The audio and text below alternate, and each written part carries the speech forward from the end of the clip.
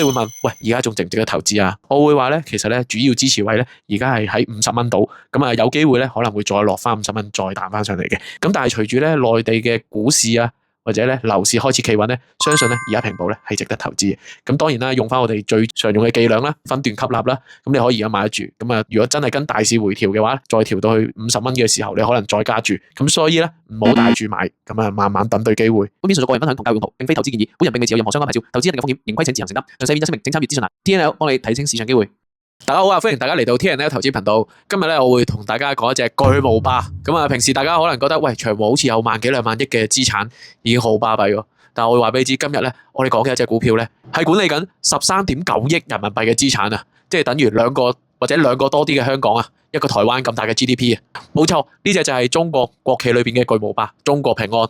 咁啊，最近平安嘅業績都出咗啦，平平穩穩，滾動嘅盈利都有1500億，滾動市盈率係7.73。咁啊，低市盈率咧，不嬲都係平安嘅特性嚟噶啦。如果你純粹睇盈利同埋市盈率，佢絕對係抵買嘅。問題係未來佢仲可唔可以保持到呢個盈利咧？而佢而家賺到嘅盈利又會唔會有增長咧？咁跟住落嚟，我哋就會逐一同大家拆解佢究竟點樣賺錢。咁保險公司咧，其實咧得天獨厚有優勢咧，就係佢可以攞到啲冇成本嘅資金啊。因為咧每個人咧其實交完保費之後咧，咁保險公司咧只要留低一部分嘅賠償準備金咧，咁其實咧剩翻嗰啲錢咧，佢就可以攞嚟投資咧收息噶啦。咁所衍生出嚟嘅利潤咧，又可能會分翻俾啲保險嘅持有人啦。咁當然啦，保險公司負責管呢份錢，咁佢就係分咗俾自己先啦。如果賺嘅話，咁剩嘅咪分翻俾啲保險持有人咯。咁啊，近年因為興起儲蓄保險啊，亦都有啲投資相應嘅保險啦。咁都係呢個模式噶啦。保險公司賺咗先，咁再分派翻俾呢啲保險投資者。咁呢啲嘅保險合約咧，其實咧咁多年嚟咧，平安咧滾存咗5.3萬億嘅資金啊，呢啲錢咧逐點去收息咧，都已經係好大筆嘅無本生利啊。其次咧就係平安銀行啊。喺中國平安旗下咧就有平安銀行，咁平安銀行咧其實咧已經咧有好多咧存款可以咧積存咗咧攞嚟賺息差噶啦。咁啊平安銀行啦，因為一間好大嘅企業啦，佢有3.5萬億嘅人民幣啊。咁呢3.5萬億嘅人民幣咧，佢替個貸款咧借翻出去咧，亦都係一筆好大嘅利潤嚟噶。上年平安就靠呢樣嘢咧賺咗400幾億啊！咁正正咧係中國平安咧過往啦有咁多呢啲嘅貸款借咗出去啦，亦都咧買咗好多嘅債券啦、定息嘅產品。咁咧好多人咧就擔心咧中國平安咧會唔會隨住中國嘅經濟變差咧而有好多嘅外壞帳啊、投資失利啊咁樣。咁咧呢啲咁嘅擔心咧其實都不無道理嘅。但係最近咧我哋會發覺咧中國嘅經濟咧好似有轉好嘅跡象喎。咁啊房地產開始企穩啦，樓市咧開始有大成交啦。咁啊樓價亦都可能會喺1、2線城市已經率先企穩啦。咁所以咧喺呢方面咧，可能平安咧嘅估值咧會進一步提升啊！如果市場咧冇咗呢一方面嘅擔心咧，相信咧股價咧可能會再企翻高少少啊！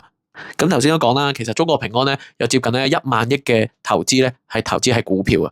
咁啊隨住 A 股股票上旺啦，而港股亦都係一路咁樣10級以上啦，加上咧佢有好多咧重倉嘅股票咧表現都好理想，譬如佢重倉嘅匯豐啦，直情係升咗幾個開啊！咁所以咧未來咧應該可以隨住呢樣嘢咧進一步咧增加咗大市對佢嘅信心啊！咁另外咧，其實咧平安嘅管理層咧喺近年咧都銳意咧優化佢個銷售團隊嘅，咁啊曾經大刀闊斧啦，炒咗啲唔係好生產嘅營業員啦，咁啊令到咧過往呢幾年咧個銷售咧都係唔係好理想啊！喺優化咗呢啲梯隊之後咧，重整呢個企業形象之後咧，其實咧近年咧營業員嘅銷售額咧都逐步提升啊，證明咧佢喺呢個改革裏邊咧真係得到一個好顯著嘅效果。咁上年咧經過壽險或者咧健康險嘅盈利咧已經有1000幾億噶啦，加上佢用咗好多 AI 啊或者咧資訊科技嘅嘢咧擺咗落去嘅業務營運啦，咁所以咧過往咧嗰個賠付咧係方便咗嘅，咁啊大家對平安嘅信心咧都提升咗，咁咧續保率咧係有成99%。換言之咧，流傳喺佢個資金池嘅錢咧，每年會逐步咁因為呢樣嘢而增長啊！呢個咧對一間保險公司嚟講咧係非常之重要。另外咧，透過平安好醫生啊或者其他咧線上 App 嘅服務咧，其實咧平安咧亦都經營咗好多平安嘅醫療服務啊！咁咧投保咗呢個醫療健康險嘅人咧，其實咧就可以咧透過佢呢啲嘅平安好醫生啊或者其他嘅業務咧，直接 claim 佢嘅保費。咁咧騙保嘅情況咧，亦都因為佢呢啲資訊科技嘢咧而減少咗好多。總之你嚟我度買保險，醫我就幫你醫，我自己係 claim 翻自己份保險，咁啊賺晒所有錢啦。咁喺保險業界咧有個指標咧好重要嘅，就係新增保單啊。咁平保咧喺上年咧新增保單額咧有369億啊。呢啲錢咧新增咗之後咧，每年就會有呢個咁樣嘅新增額咧，每年會收到呢個咁樣嘅保費供款噶啦。咁變咗咧，其實係利搭利嘅。今年係再加369億，下年係再加多369億。如果每年都有增長嘅話咧，其實咧每年呢啲新生意咧會令到佢咧喺短期內咧幾年咧又會多幾千億噶啦。有乜嘢好得過人哋俾錢你投資，你自己賺埋一份啊？仲要係買啲低風險嘅債券啊，或者國家債券啊、城投債啊，支持國家發展之餘，仲有息收。咁你會問啦，點解佢會冇競爭對手？外國嘅保險公司點解唔會同佢分一杯羹嘅？冇他嘅，因為國家唔俾啊嘛。國家就係認證咗呢啲咁樣嘅大型保險公司去穩定佢嘅金融秩序啊嘛。說到底，平安都係一個當需要出嚟托市嘅時候嘅國家隊嚟嘅，將呢10幾萬億擺喺平安，絕對係信得過，亦都穩健啦。咁我哋睇翻平安張圖啦，平保啦，隨住2022至23年啦，國家嘅經濟咧開始走下坡啦，內房亦都出現咗危機啦。咁喺呢啲資產動盪嘅時局嘅時候咧，內險咧一定係俾人執得最犀利噶啦，因為佢哋重資產啊嘛。咁所以咧，佢嘅股價咧其實咧曾經跌到落去30蚊啊。咁好彩啦，經過一段嘅起伏之後咧，喺2024年開始見底啊。咁啊，最多咧上翻去80蚊，升咗倍幾有餘噶啦。咁而家喺80蚊咧，又回翻落嚟60蚊喎。咁你會問，喂，而家仲值唔值得投資啊？我會話咧，其實咧主要支持位咧，而家係喺50蚊度。咁啊，有機會咧可能會再落翻50蚊，再彈翻上嚟嘅。咁但係隨住咧內地嘅股市啊，或者咧樓市開始企穩咧，相信咧而家平保咧係值得投資嘅。咁當然啦，用翻我哋最常用嘅伎倆啦，分段吸納啦。咁你可以而家買得住。咁啊，如果真係跟大市回調嘅話，再調到去50蚊嘅時候，你可能再加注。咁所以咧唔好大注買，咁啊慢慢等對機會。咁平保而家咧大約係等於0.95 PB 啦。